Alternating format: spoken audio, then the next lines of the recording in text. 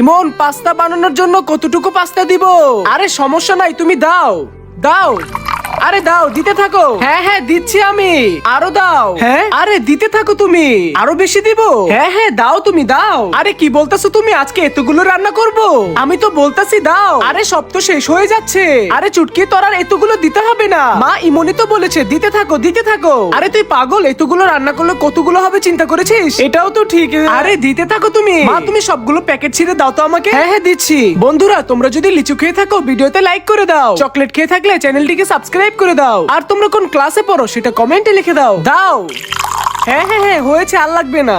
আরে তোমাকে এতবার বলা লাগে নাকি যে দাও দাও? একটু দিলেই তো বোঝা যায়। বস আমি নতুন তো তাই বুঝতে পারিনি। আচ্ছা চলো তাহলে যাও যাক। হ্যাঁ বস চলেন চলেন। পাস্তাগুলোকে মশলা দিয়ে ভালো করে একটু রান্না করলে পাস্তাটা একদম রেডি হয়ে যাবে।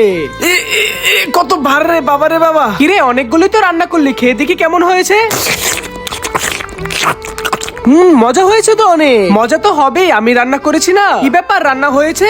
এই দেখো কতগুলো রান্না করেছি। আরে বাবারে, এতগুলো রান্না করেছো? হ্যাঁ তুমি তো রান্না করতে বলেছো। আরে আমি তোমাকে কখন রান্না করতে বলেছি এতগুলো? তুমি তো নিজেই বললে দাও দাও দাও, এজন্যই তো আমি এতগুলো রান্না করেছি। আরে ওইখানে আমি গোসল করতেছিলাম, ওকে বলেছে আমার মাথায় পানি দাও দাও। হ্যাঁ বস ঠিক বলেছে।